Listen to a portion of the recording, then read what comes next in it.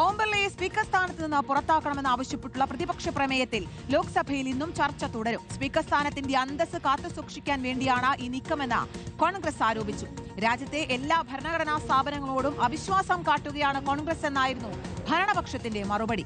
ആദിവാസി വിഭാഗത്തിൽ നിന്നുള്ള രാഷ്ട്രപതിയെ പോലും കോൺഗ്രസ് അപമാനിക്കുകയാണെന്ന് ബി.ജെ.പി. അംഗം നിഷികാന്ത് ദുബെ ആരോപിച്ചു. രാജ്യത്തെ ഇന്ധന പ്രതിസന്ധിയിൽ ചർച്ച ആവശ്യപ്പെട്ട് രാവിലെ ശക്തമായ പ്രതിഷേധമുയർത്താനാണ് പ്രതിപക്ഷ തീരുമാനം.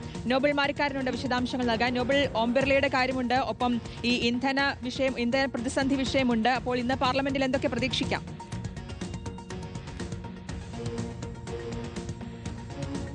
ശ്രുതി കീർത്തന, ഇന്നിപ്പോൾ പാർലമെന്റിൽ പ്രധാനമായി നടക്കാൻ പോകുന്നത് ഓം ബിർളയ്ക്കെതിരായ അവിശ്വാസ പ്രമേയത്തിലുള്ള ചർച്ച തന്നെയാണ്. 10 മണിക്കൂർ ചർച്ചയിൽ ഇന്നും ചർച്ചകൾ നടക്കുന്നുണ്ട്. ഈ ചർച്ചയിൽ കോൺഗ്രസിന്റെ ഭാഗത്ത്, പ്രതിപക്ഷത്തിന്റെ ഭാഗത്തും ഒപ്പം സർക്കാരിന്റെ ഭാഗത്തു നിന്നുള്ള പ്രതിനിധികൾ സംസാരിക്കും. രൂക്ഷമായ ഭാഷയിൽ തന്നെയായിരിക്കും കോൺഗ്രസിന്റെയും ഒപ്പം പ്രതിപക്ഷ കക്ഷികളുടെയും ഭാഗത്ത് നിന്ന് പ്രതികരണങ്ങൾ ഏതാണെങ്കിലും ഈ ഘട്ടത്തിൽ ഉണ്ടാവുക. എംപിമാർ അതിരൂക്ഷമായ ഭാഷയിൽ ഓം ബിർളയുടെ പ്രവർത്തനങ്ങളെ വിമർശിക്കും എന്നാണ് അറിയാൻ കഴിയുന്നത്. പ്രത്യേകിച്ച് അദ്ദേഹം പല ഘട്ടങ്ങളിലും പക്ഷപാതപരമായി പെരുമാറുന്നത്. അത് മാത്രമല്ല, പ്രതിപക്ഷ അംഗങ്ങളെ സംസാരിക്കാൻ അനുവദിച്ച സാഹചര്യമുണ്ട്. ഇതൊക്കെ ചൂണ്ടിക്കാണിച്ചു. അതോടൊപ്പം തന്നെ കേന്ദ്ര സർക്കാരിനെതിരെ വിവിധ വിഷയങ്ങളിൽ ആക്രമണം ശക്തമാക്കി തന്നെയായിരിക്കും പ്രതിപക്ഷത്തിന്റെ പ്രതിഷേധം. അതേസമയം ജനാധിപത്യ സംവിധാനത്തെ തകർക്കാനും അതോടൊപ്പം തന്നെ കൃത്യമായ ചർച്ചകൾ ആവശ്യപ്പെടാതെ അത്തരത്തിൽ ചർച്ചകളിലേക്ക് പോകാൻ ആഗ്രഹിക്കാത്ത പക്ഷമാണ് പ്രതിപക്ഷം എന്നാണെങ്കിലും ഭരണപക്ഷത്തെ എംപിമാർ ഉയർത്താൻ പോകുന്നത്. അതോടൊപ്പം തന്നെ ഇന്ധന പ്രതിസന്ധി അടക്കമുള്ള വിഷയങ്ങൾ രാവിലെ സഭയിൽ ഉയർത്താൻ തന്നെയാണ് പ്രതിപക്ഷം തീരുമാനിച്ചിരിക്കുന്നത്. രാവിലെ സഭാ നടപടികൾ ആരംഭിക്കുന്നതിന് മുൻപ് പാർലമെന്റ് കവാടത്തിൽ പ്രതിഷേധിക്കും എന്ന സൂചന ഇക്കാര്യത്തിൽ പുറത്തേക്ക് വരുന്നുണ്ട്. ഇന്ത്യ സഖ്യ യോഗവും ഇതുമായി ബന്ധപ്പെട്ട് ചേരും എന്നാണ് അറിയാൻ കഴിയുന്നത്. എന്താണെങ്കിലും വലിയ പ്രതിഷേധം ഇന്നിപ്പോൾ രാവിലെ എന്താണെങ്കിലും സഭയിൽ ഉണ്ടാകും എന്നാണ് വ്യക്തമാകുന്നത്. അതിനുശേഷം ഒരുപക്ഷെ